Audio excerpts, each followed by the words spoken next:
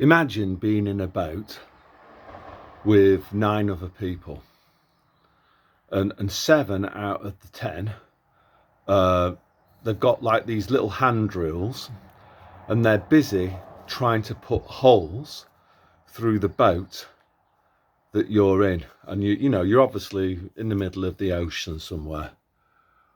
Should you just let those people with the little drills, the 7, should you just allow them to sink your boat? What I'm talking about here is, it's basically, it comes from some comments that I've had on YouTube videos about the fact that, it's a waste of time trying to talk to NPCs and normies. And to that, I would say we've just got to keep on trying, because these guys are putting holes. They're trying to put holes through our boat, and we'll go down with them if we don't stop them from drilling these holes. So we must keep on trying to explain to them what's going on. Now, the thing is that the other mistake I think that many people make is they assume that this process of awakening is like a straight line. It's not linear. It's not linear. People wake up at all sorts of different speeds. And you might have somebody who's kind of like this for a long, long time. And then it might be a conversation that you have that suddenly, really starts the awakening process in earnest. And you don't actually know when that awakening, what you might say that might trigger something in them. The only thing that I would comment on to that effect is that something that I've learned, which is it's best always to go in small. Only say one thing to them. And ideally what you want to try and get them to do is to do some thinking. Now, I know with NPCs and normies, that's kind of an oxymoron, but, the ones who are kind of maybe that won't just say conspiracy theory as a reflex, that there might be some who, if you can get them to think, that's the battle. That's the beginning of the end for them as normies and NPCs. So I think it's absolutely vital that we try to get them to think, and we don't go. My problem was, I think I used to go in too hard. I'd say one thing to them and it would wake them up a little bit, and I could see it. So then I would do another and another, and then the shutters would come down. It would be like, And then obviously the other thing too is there are some kind of, I think the Illuminati card game, they have flat earth, don't they, as one of their cards. And then also the other one as well would be, obviously I don't believe that people went to the moon, but I wouldn't really talk to NPCs and normies about that, because they're a bigger fish to fry. What I would do instead is to start talking about how, is it really far-fetched to believe that rich and powerful people might want to coordinate their activities to their betterment and to our detriment.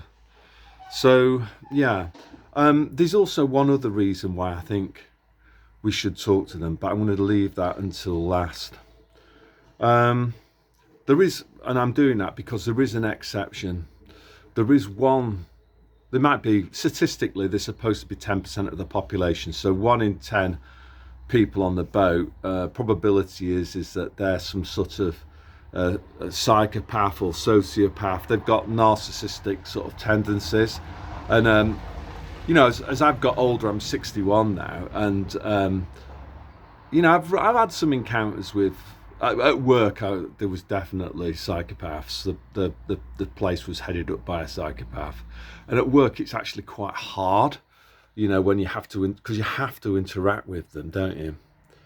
And I found with them, the easiest thing to do was just to sort of like, when they try to troll you, just smile and just do whatever you've been told to do, and just bide your time until you can quit, so you can leave.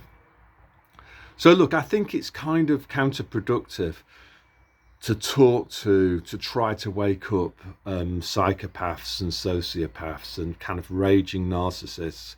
For example, I think probably many NHS doctors are either psychopaths or sociopaths, or people in kind of top managerial positions. Statistically, they're more likely to be psychopaths. And these people, one of the qualities of a psychopath is that they have zero empathy.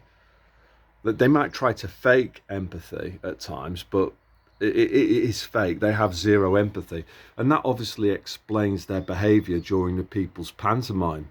So for something like me, I'm doing my head in thinking like, why don't these people think about the innocent third parties that they're harming through their compliance?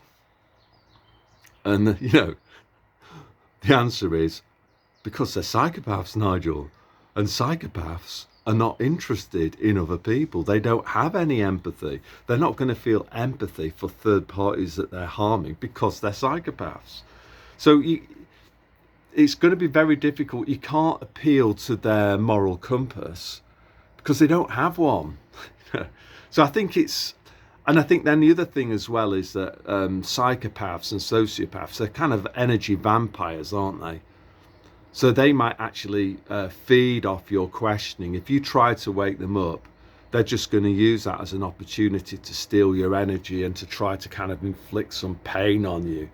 I don't know, maybe by calling you a conspiracy theorist or mocking you or, all of that type of stuff. So it's probably not worth trying to talk to that 1 in 10 people on the boat who's a psychopath, because they don't have any empathy, they don't have a moral compass. It's a waste of time.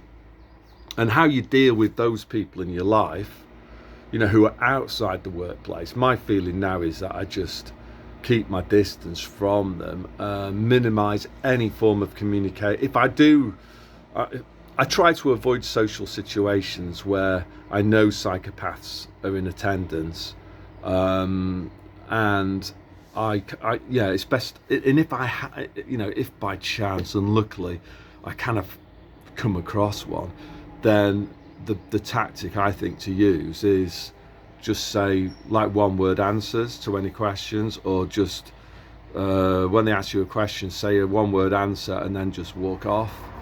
Just put as much distance between you and the psychopath as possible, because I think they also kind of try to shit stir, don't they, between other people that you might like who aren't psychopaths, and they're just horrible manipulative bastards, aren't they, who are energy vampires.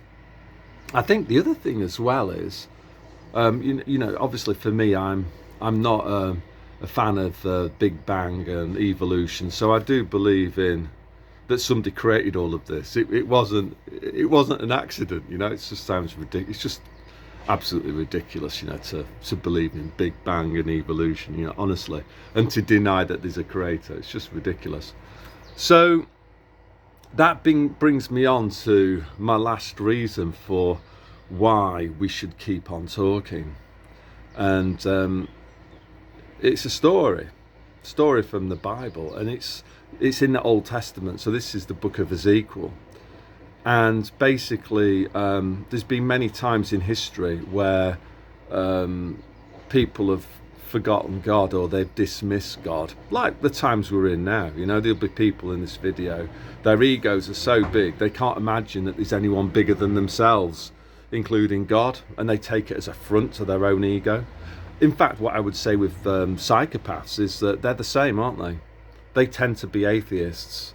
They don't believe in anything else apart from themselves. There's no one bigger than themselves. They don't have a father in heaven. They're it. Yeah? And so anyway, this is equal. He lived at a time when people were doing all sorts of horrible stuff. Society was degenerate.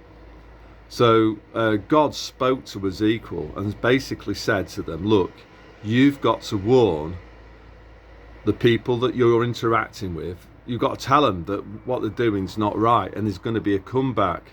You've got to warn them. And Ezekiel basically says to God, well, look, there's no point because they won't listen to me.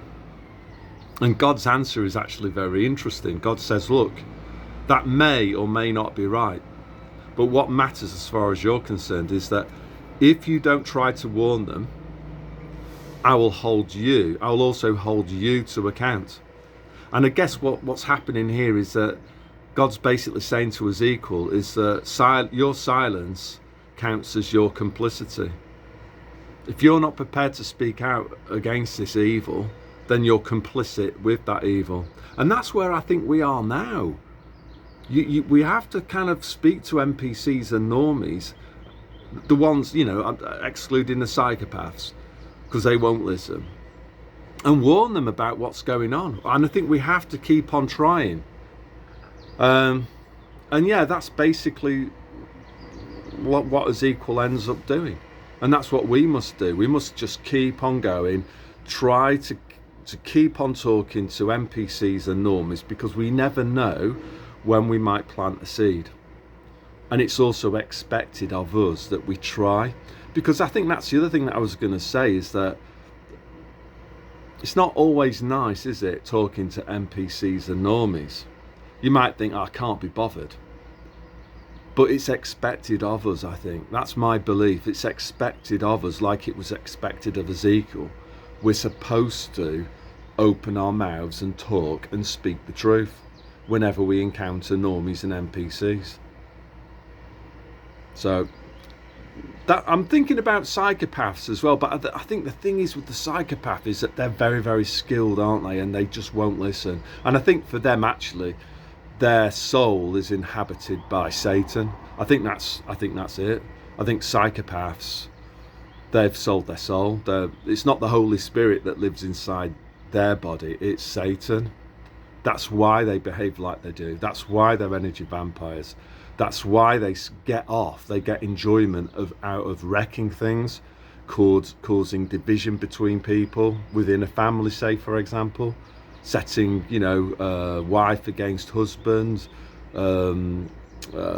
husband against son. They love all of that. They love all of that. They're agents of chaos, aren't they, psychopaths? So I think that's all I want to say today. It'd be interesting to hear from you in the comments, genuinely, about what your of course you can tell me about what your opinion is with regard to speaking up. I think we just have to keep on trying.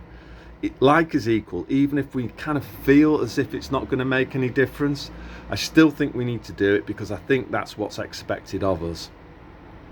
And then so you can give me your opinion on that. And then the second thing is, I'd be very, very interested to hear from you guys about psychopaths that you've encountered and what sort of strategies you've used against them to try to minimize the amount of damage that psychopaths can cause to you and your relationships with other people. So yeah, that's all I want to say today. So God bless.